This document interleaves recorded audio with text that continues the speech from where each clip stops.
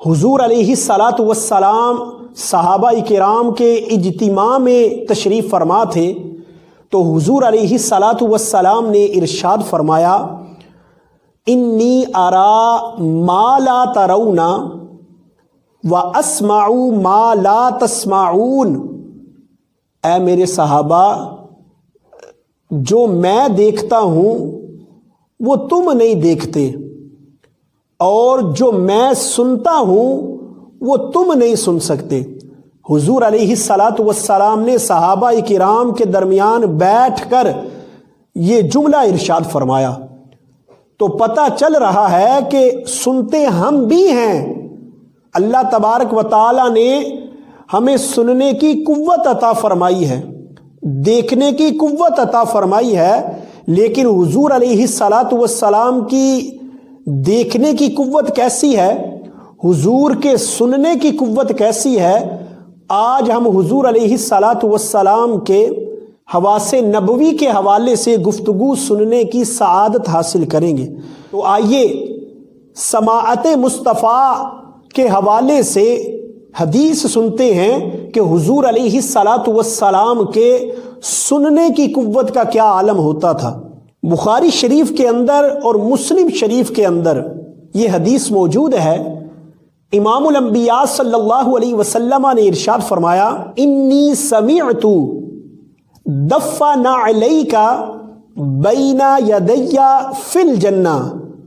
اب حضور علیہ الصلاۃ والسلام نے معراج کی رات آسمانوں پر تشریف فرما ہو کر ارشاد فرمایا کہ اے بلال میں نے جنت میں اپنے آگے آگے تیرے قدموں کی آہٹ کو سنا ہے۔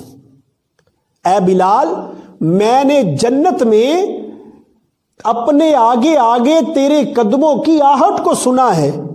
بلال زمین پر چل رہا ہے، امام الانبیاء صلی اللہ علیہ وسلم آسمانوں پر جنت میں بلال کے قدموں کی آواز کو سن رہے ہیں۔ تو یہ میرے حضور علیہ الصلاۃ والسلام کے سننے کی قوت کا عالم ہے، یہ میرے حضور علیہ الصلاۃ والسلام کی سماعت کا عالم ہے۔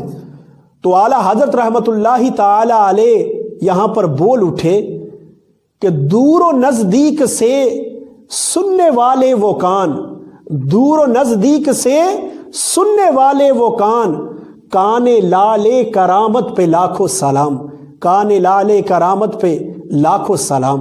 بخاری شریف کے اندر یہ حدیث پاک موجود ہے۔ آقا کریم علیہ الصلاۃ والسلام جماعت کروا رہے تھے، حضور علیہ الصلاۃ والسلام جماعت کروا رہے تھے، پیچھے صحابہ کرام کی صفیں بندھی ہوئی تھیں، تو آخری صف میں سے ایک شخص نے نماز میں غلطی کی۔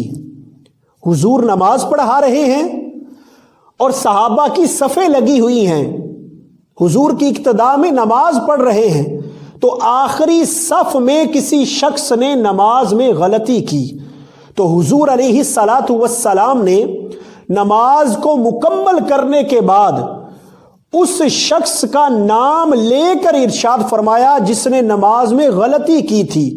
تو حضور علیہ الصلاۃ والسلام نے ارشاد فرمایا ہل ترون قبلتی ہاہنا، تم کیا یہ سمجھتے ہو کہ جب میں نماز پڑھا رہا ہوتا ہوں تو صرف آگے دیکھتا ہوں، جب میں لوگوں کو نماز پڑھاتا ہوں تو صرف آگے دیکھتا ہوں، تم کیا یہ سمجھتے ہو؟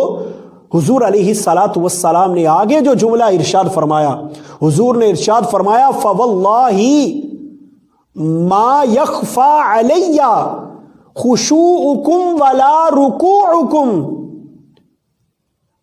حضور علیہ الصلاۃ والسلام نے ارشاد فرمایا اللہ کی قسم تمہارے رکوع اور تمہارے خشوع مجھ پر پوشیدہ نہیں ہے، مجھ سے مخفی نہیں ہے۔ تمہارے رکوع کی حالت کیا ہوتی ہے، نماز میں تمہارا رکوع کا طریقہ کیا ہوتا ہے، خدا کی قسم میں یہ بھی دیکھ رہا ہوتا ہوں، یہ بھی مجھ سے پوشیدہ نہیں ہے، اور نماز پڑھتے ہوئے تمہارے دلوں کی کیا حالت ہوتی ہے یہ بھی بات مجھ سے پوشیدہ نہیں ہے۔ خدا کی قسم تمہارے دلوں کے حالات، تمہارے نماز کے رکوع، یہ مجھ سے پوشیدہ نہیں ہے۔ قسم اٹھا کر حضور علیہ الصلاۃ والسلام نے ارشاد فرمایا اور صحابہ کو بتایا کہ صحابہ جب میں نماز پڑھا رہا ہوتا ہوں تو تم یہ نہ سمجھا کرو کہ میں صرف آگے دیکھتا ہوں۔ پھر مزید حدیث کے اندر یہ جملہ حضور علیہ الصلاۃ والسلام نے ارشاد فرمایا، انی لاراکم من وراء ظہری، اے میرے صحابہ میں اپنے پیچھے سے بھی تم لوگوں کو دیکھ رہا ہوتا ہوں،